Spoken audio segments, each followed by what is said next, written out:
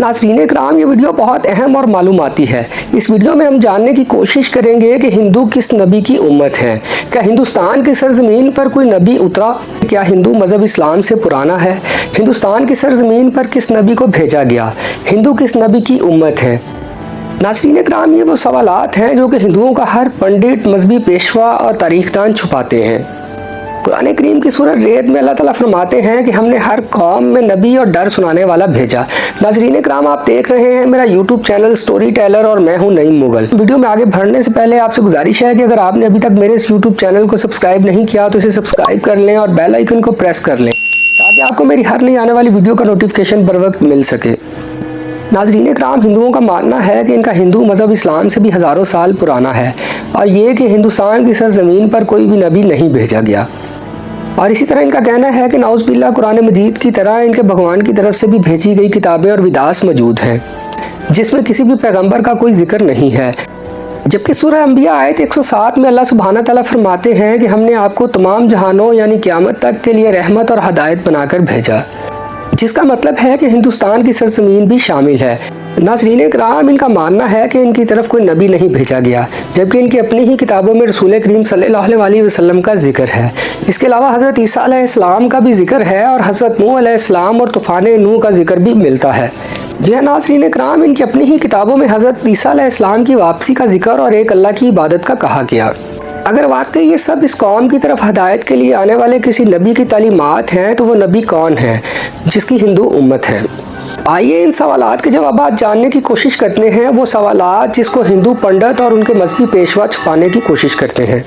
हिंदू मज़हब के मानने वालों का कहना है कि हिंदू मज़हब इस्लाम से बहुत कदीम है, इतना कदीम कि जब लफ्ज़ इस्लाम और मुसलमान का वजूद तक नहीं था, और वो सही भी है क्योंकि इसकी इब्तिदा तभी से हो गई थी जब हज़रत आदम अलैहिस्सलाम के बेटे काबील ने हाबील को कत्ल किया और इनसे अलग होकर कुफ्र और शिर्क में मुब्तला हो गया।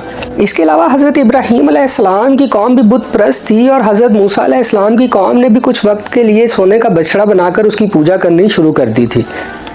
यहाँ तक कि मेरे आका मोहम्मद मुस्तफ़ा सल्लल्लाहु अलैहि वसल्लम के ऐलान नबूवत से कबल खाना काबा में 360 के करीब बुत मौजूद थे, जिन्हें फतह मक्का के बाद सहाबा इकराम ने तोड़कर टुकड़े टुकड़े किया, जिससे ये वाज़िह पड़ता है कि बुत परस्ती दुनिया के सबसे पहले इंसान हज़रत आदम अलैहिस्सलाम के वक्त से जारी है, जिसका ताल्लुक किसी मज़हब से नहीं है बल्कि गुमराही से है जो कि शैतान इनसे करवाता रहा।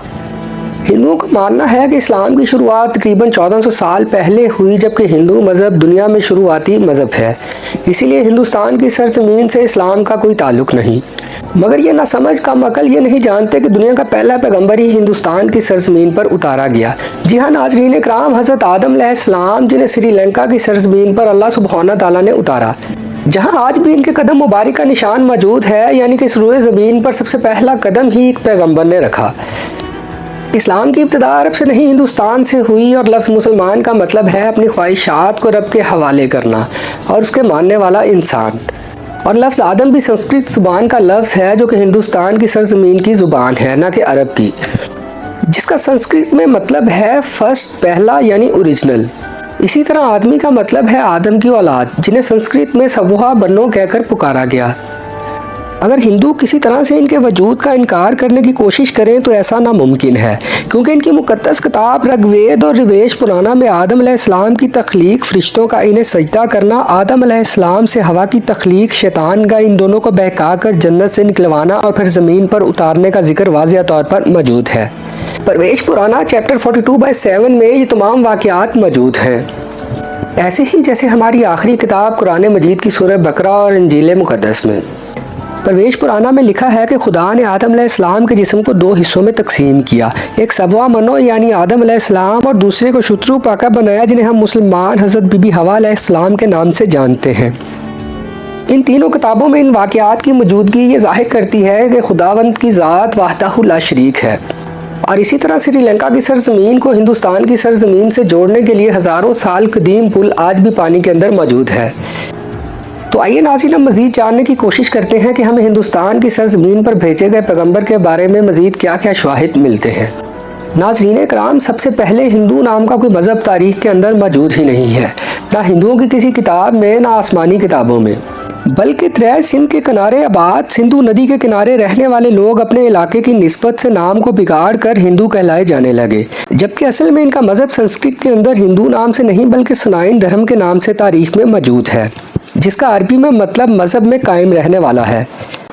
ایسا ہی مطلب قرآن کریم کی سورہ روم کے اندر بھی موجود ہے، جہاں پر اسلام کو ہمیشہ باقی رہنے والا دین کہا گیا، یعنی سنائن دھرم کا مطلب ہی مذہب اسلام ہے۔ تاریخ کے حوالوں اور مضبوط دلائل سے پتہ چلتا ہے کہ یہ وید کسی اور پر نہیں بلکہ حضرت نوح علیہ السلام پر اتارے گئے، جس میں انہیں نوحہ کہا گیا۔ ویدوں میں پیغمبر یعنی عظیم شخصیت کے لیے منو کا لفظ کہا گیا، یعنی نوح علیہ السلام کو بڑے سیلاب والا منو کہہ کر پکارا گیا، اور ان کی کشتی سے لے کر سیلاب والا تمام تر واقعہ تفصیل سے موجود ہے، جیسے کہ قرآن سورہ ہود میں اور بک آف جینیسس چیپٹر 7 کے اندر بھی یہ بیان ہے۔ ویدوں میں لکھا ہے کہ سیلاب کے بعد یہ دنیا پھر سے قائم ہوگی، تو میں ان ویدوں کو نافذ کروں گا۔ بھویش پرانا چیپٹر 42/7 کے اندر نوح علیہ السلام کے طوفان کے بارے میں بیان کیا گیا ہے، اور یہ بھی کہ اس منو کو خدا نے کشتی بنا کر اس کے اندر جانداروں کو شامل کرنے کا حکم دیا، جس کے بعد ایک عظیم طوفان آیا جس نے ہندوستان کی سرزمین پر زندگی کو ختم کر دیا۔ ناظرین کرام، لفظ نوح سنسکرت کے اندر بھی موجود ہے، جس کا مطلب ہے کشتی والا، جس کا واضح مطلب ہے کہ ہندوستان کی سرزمین اور حضرت نوح علیہ السلام کے درمیان ایک تعلق موجود ہے۔ یہ حضرت نوح علیہ السلام کی تعلیمات ہی تھیں جو طوفان کے بعد ان کے ایک بیٹے کی نسل سے پھیلنا شروع ہوئیں۔ اس کے بعد اس قوم نے گمراہ ہو کر بت پرستی کرنا شروع کر دی، کیونکہ تاریخ کے حوالوں سے ہمیں یہ پتہ چلتا ہے کہ نوح علیہ السلام کی قوم کی طرح دیوی دیوتاؤں کی پوجا کرنے کا تصور اس سے پہلے دنیا میں کہیں اور موجود نہ تھا۔ قرآن کریم میں نوح علیہ السلام کی قوم کو سابی کہا گیا ہے، جو کہ عراق کی سرزمین کو کہتے ہیں، جہاں پہ صرف حضرت ابراہیم علیہ السلام پیدا ہوئے، جن کی قوم یہی مشرک تھی، جنہوں نے نوح علیہ السلام اور ان کے درمیان آنے والے تمام انبیاء کی تعلیمات کو یا تو بدل دیا یا پھر بھلا دیا۔ یہ بتوں کی ہی پوجا کیا کرتے تھے، اس کے علاوہ انہوں نے خدا کے ساتھ ساتھ فرشتوں کی مورتیاں بنا کر انہیں بھی خداؤں کا درجہ دینا شروع کر دیا، بالکل ایسے ہی جیسے اللہ سبحانہ تعالیٰ نے الگ الگ کام کے لیے فرشتے مقرر کر رکھے ہیں، ایسے ہی انہوں نے الگ الگ مورتیوں سے الگ الگ کام لینے کے لیے انہیں پوجنا شروع کر دیا۔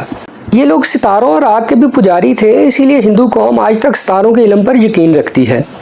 ناظرین کرام، اب سوال یہ ہے کہ ان سب باتوں کو جانتے ہوئے بھی اور اپنی کتابوں میں حوالے ہونے کے باوجود بھی کہ اللہ کے وعدے کے مطابق ان کی قوم کے اندر بھی اللہ کا پیغام اتارا گیا، انہیں بھی ڈر سنایا گیا، اس بات کو سمجھنے کے لیے بخاری شریف کی ایک حدیث مبارکہ کو جانتے ہیں، جو کہ حضرت ابو سعید خدری رضی اللہ تعالیٰ عنہ سے روایت ہے کہ رسول کریم صلی اللہ علیہ وسلم نے فرمایا کہ قیامت کے دن حضرت نوح اور ان کی قوم کو بلایا جائے گا، اور اللہ تعالیٰ نوح سے یہ سوال کریں گے کہ کیا آپ نے اپنی قوم کی جانب میرا پیغام پہنچا دیا تھا؟ حضرت نوح علیہ السلام فرمائیں گے کہ بے شک میرے مالک۔ اس کے بعد حضرت نوح علیہ السلام کی قوم سے پوچھا جائے گا کہ کیا نوح نے میرا حکم تم تک پہنچا دیا تھا؟ یہ لوگ انکار کریں گے، نہیں، ہمارے پاس کوئی بھی ڈر سنانے والا نہیں آیا، ہمیں آپ کا کوئی پیغام نہیں ملا۔ تو اللہ سبحانہ تعالیٰ حضرت نوح علیہ السلام سے فرمائیں گے تمہارا کوئی گواہ ہے؟ تو حضرت نوح علیہ السلام فرمائیں گے حضرت محمد صلی اللہ علیہ وسلم اور ان کی امت۔ پھر تم لوگوں کو پیش کیا جائے گا اور تم گواہی دینا کہ حضرت نوح علیہ السلام نے اللہ تعالیٰ کا پیغام پہنچا دیا تھا۔ جس کے بعد نبی اکرم صلی اللہ علیہ وسلم نے سورہ بقرہ کی آیت 143 پڑھی، اور ہم نے تمہیں امت وسط بنایا، یعنی درمیانی امت، کہ تم لوگوں پر گواہ رہو اور نبی اکرم صلی اللہ علیہ وسلم تم پر گواہ رہیں۔ جس سے ثابت ہوا کہ ہندو اپنے نبی حضرت نوح علیہ السلام کی تعلیمات اور کسی اور نبی کو تسلیم نہیں کریں گے، اور ہندوستان کی سرزمین کا اصل مذہب اسلام ہے، جو کہ بگاڑ کی وجہ سے اپنی اصل شکل کھو چکا ہے۔ آج یہ ہماری ذمہ داری ہے کہ ہم ان لوگوں تک اللہ تعالیٰ کا پیغام صحیح حالت میں پہنچائیں، کیونکہ ہمارے نبی کریم صلی اللہ علیہ وسلم تمام جہانوں کے لیے رحمت للعالمین اور ڈر سنانے والا بنا کر بھیجے گئے۔ اب چونکہ قیامت تک کسی نبی نے نہیں آنا، تو یہ امت مسلمہ کی ذمہ داری ہے، جس کے بارے میں قیامت کے روز ان سے سوال پوچھا جائے گا۔ ناظرین کرام، پیارے اسلام کی پیاری باتیں جو کہ احادیث، تاریخ کی مختلف کتابوں، قرآن کریم، حوالہ جات اور کچھ مواد سوشل میڈیا سے اکٹھا کر کے یہ ویڈیو آپ کے لیے ترتیب دی گئی ہے، جس میں بہرحال کہیں نہ کہیں غلطی کی گنجائش ہو سکتی ہے حوالہ جات، نام اور لفظوں میں، جس کے لیے ہم آپ سے معذرت خواہ ہیں۔ ہمارا مقصد ایسے تعمیری، مثبت، اسلام اور اصلاحی مواد کی تخلیق ہے۔ یہ ویڈیو اپنے بچوں کو لازمی دکھائیں تاکہ وہ اس قابل ہو سکیں کہ کسی بھی غیر مسلم، مشرک، بت پرست یا خدا کے وجود سے انکاری شخص کو دلائل کے ساتھ جوابات دے سکیں۔ ملتے ہیں اگلی کسی ایسی ہی خوبصورت جگہ، داستان، شخصیت کے ساتھ۔ تب تک کے لیے مجھے اجازت دیجیے۔ پاکستان زندہ باد، خدا حافظ۔